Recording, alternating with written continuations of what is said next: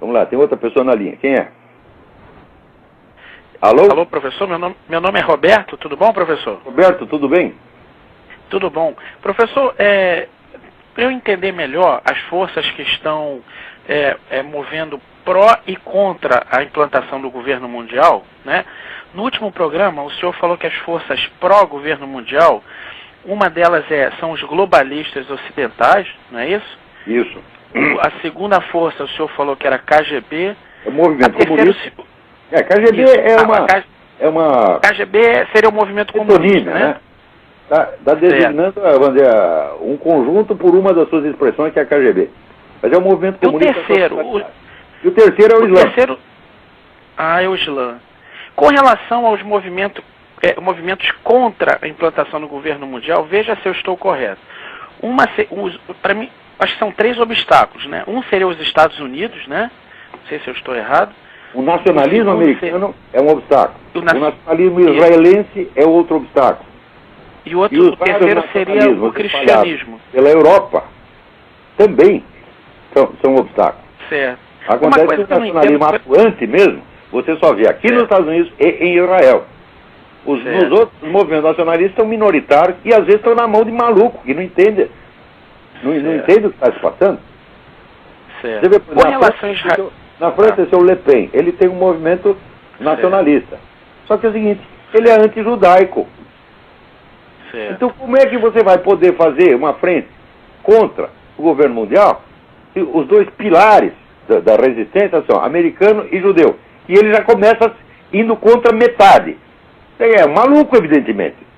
Certo. Uma coisa que eu não entendo com relação... Está muito cheio desses caras que não têm capacidade para organizar uma coisa de verdadeiro relevo, tá entendendo? Agora, aqui em Israel tem. Certo. Uma coisa que eu não entendo em relação a Israel é o seguinte, seria ignorância minha, tá? Por exemplo, eu lendo alguns artigos, dizem que quem criou o Estado de Israel foram as forças que criaram a ONU, né? Ou seja, as forças globalistas. Se essas forças globalistas criaram Israel, então por que Israel está sendo, vamos dizer assim, a ONU não era a força contrária? A ONU não tinha a menor presunção de ser um governo mundial. A ONU nasceu de um acordo entre Estados soberanos. Foi depois. Existe o livro do Cliff Kincaid e o livro do Edward Griffin sobre a ONU. O livro chama-se The Fearful Master. E depois o livro do Cliff Kincaid e agora, que chama assim, o Poder Global, uma coisa assim. A ONU e o Poder Global, uma coisa assim. Cliff Kincaid. Aí você vai ver que a transformação da ONU em instrumento de implantação do governo mundial foi uma coisa bastante posterior. Começou nos anos 70. Tá. Tá certo? Então, não se esqueça o seguinte, quem era o secretário-geral da ONU quando surgiu o Estado de Israel? O nosso Oswaldo Aranha, grande diplomata brasileiro. Meu Deus, quando você vê um homem da estatura, da coragem, vamos dizer, da virilidade intelectual e política do Oswaldo Aranha, e compara com esses merda que tem hoje, esses capados, tá entendendo? Bando de vigarista, capado, sem vergonha. O Brasil decaiu muito. Então, o Oswaldo Aranha presidia a Secretaria-Geral da ONU quando Israel foi aprovado. Ele foi um dos grandes promotores da causa israelense. O que era o Oswaldo Aranha? Era um nacionalista brasileiro extremado. Era um homem do Getúlio Vargas. Certo. Então, uma coisa é outra. Então, nós não podemos atribuir, não podemos explicar o que aconteceu antes pelo que aconteceu depois. É isso? Então, espero que tenha respondido. Tá bom, professor. Muito obrigado, hein? Obrigado eu. Olha aqui, o Estado de Israel, você pode pensar o que você queira. Você pode até nem gostar de judeu, mas ainda que não gostando, você tem que reconhecer uma coisa. O Estado de Israel, a existência e persistência do Estado de Israel é uma necessidade absoluta para a defesa de direitos fundamentais da humanidade. Se está contra Israel, está contra a espécie humana. Se está contra Israel, você quer o governo global. Entendeu? Então, vamos lá. Agora, o que o governo global nos promete? Veja o que o Obama está fazendo aqui. O Obama, representando o governo global, ele é contra os Estados Unidos e a favor do governo global. Mas mesmo assim ele não pode dar muita bandeira. Por quê? Porque tem gente no partido dele que também não concorda com essas coisas. Mas se ele pudesse, ele implantaria a nova ordem global amanhã. acabava com o Estado, acabava com fronteiras nacionais, todo mundo erguia a bandeira da ONU, ou a bandeira da Comunidade Europeia junto com a do seu Estado, e depois um pouquinho acima do seu Estado, e no fim a bandeira do seu Estado desaparece, e fica só o macro-império. Nesse macro-império vai vigorar uma nova civilização, novos princípios educacionais, novos princípios morais, tudo inventado por esses desgraçados. Entre os princípios morais, esse aqui, o Kevin Jennings, assessor do Obama, né, quer distribuir livros de pornografia para as crianças nas escolas, sobretudo pornografia gay. É o manual de dar o cu. É assim que se dá o cu, meu filho. Faça isso aí. Daí ele complementa. Eu experimentei e gostei. Então você também tem que experimentar e gostar. Tá certo? Ah, não quero, tá? Ah, você é um fascista, né? Extremista de direita. Né? Ah, meu Deus do céu. Christopher Calder, que é do Financial Times, lançou um livro, Reflexões sobre a Revolução na Europa. Onde ele diz o óbvio. Ele diz o seguinte, que durante os últimos 20 anos a sociedade dominante acomodou aos imigrantes, sobretudo os islâmicos, em uma infinidade de questões. Quer dizer, você vai chegando o pessoal islâmico e vai reivindicando mudança. Né? Então, se as mudanças são atendidas, então aumenta o poder daquela comunidade imigrante. Se elas não são atendidas, elas alimentam tantas discussões que o Islã acaba entrando no centro do debate nacional. Então, hoje em dia, você abre um jornal na França ou na Inglaterra, só aparecem questões islâmicas. E daí, veja, o que ele diz é o seguinte: quando uma cultura insegura, maleável e relativista encontra uma cultura que é ancorada, confiante e fortalecida por doutrinas comuns, é geralmente a primeira que se adapta à última.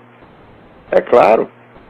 Como é que uma sociedade, quem está pensando, não tem mais casamento, só tem divórcio, todo mundo é filho de mãe solteira, tá certo? Todo mundo é relativista, está fazendo casamento gay, abortismo, e o pessoal só pensa em diversão. Como é que vai resistir a uma tropa organizada, obediente e fanática de muçulmanos que chegam lá querendo ocupar o espaço? E, meu filho, isso aí é a briga, vamos dizer, entre um pedaço de aço e um pedaço de geleia, tá entendendo? A sociedade europeia é a sociedade de geleia. Não resiste absolutamente. Aqui nos Estados Unidos ainda tem alguma resistência. Mas note bem, quase 150 anos atrás, Ernest Renan, que foi um dos pioneiros dessa mentalidade modernista, ateística, relativista, etc., ele dizia o seguinte: antes um povo imoral do que um povo fanático.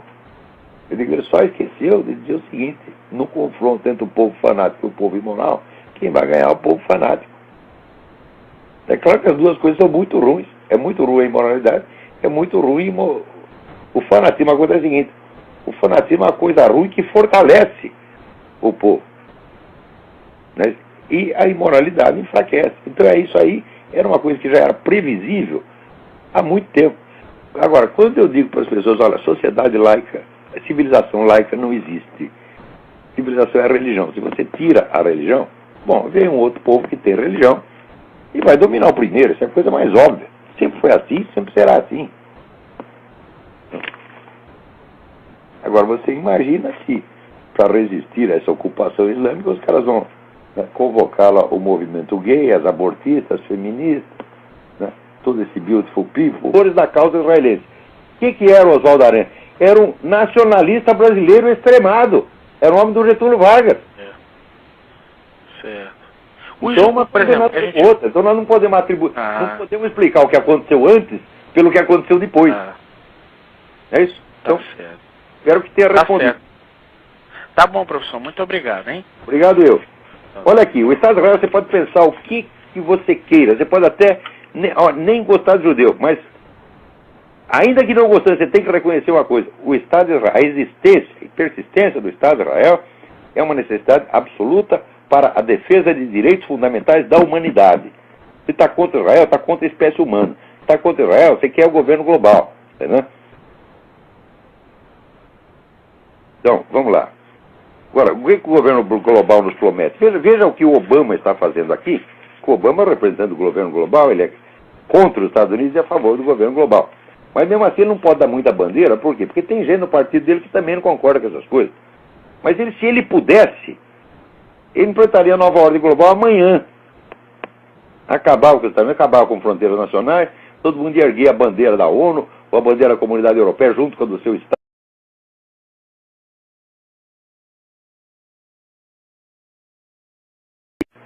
Vamos lá, tem outra pessoa na linha. Quem é? Alô? Alô, professor, meu nome é Roberto, tudo bom, professor? Roberto, tudo bem?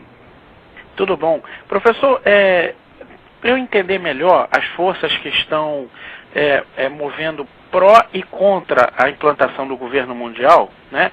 No último programa, o senhor falou que as forças pró-governo mundial, uma delas são os globalistas ocidentais, não é isso? Isso. A segunda força, o senhor falou que era KGB. É o movimento comunista. KGB isso, é uma... KGB seria o movimento comunista, né? Está designando, vamos dizer, um conjunto por uma das suas expressões, que é a KGB. Mas é o movimento comunista. E o terceiro? E o terceiro é o Islã. É o Islã. Com relação aos movimentos contra a implantação do governo mundial, veja se eu estou correto. Para mim, acho que são 3 obstáculos, né? Um seria os Estados Unidos, né? Não sei se eu estou errado. O nacionalismo americano é um obstáculo. O nacionalismo israelense é outro obstáculo. E o terceiro seria o cristianismo. Pela Europa também são obstáculos. Certo. Acontece que o nacionalismo atuante mesmo, você só vê aqui nos Estados Unidos e em Israel. Nos outros movimentos nacionalistas são minoritários e às vezes estão na mão de maluco, que não entende. Não entende o que está se passando. Certo. Você vê, na França, esse é o Le Pen, ele tem um movimento nacionalista. Só que é o seguinte, ele é anti-judaico. Então como é que você vai poder fazer uma frente contra o governo mundial se os dois pilares da resistência são americano e judeu? E ele já começa indo contra metade. É maluco, evidentemente. Certo. Uma coisa que eu não entendo com relação... Está muito cheio desses caras que não têm capacidade para organizar uma coisa de verdadeiro relevo, tá entendendo? Agora, aqui em Israel tem. Certo. Uma coisa que eu não entendo em relação a Israel é o seguinte, seria ignorância minha, tá?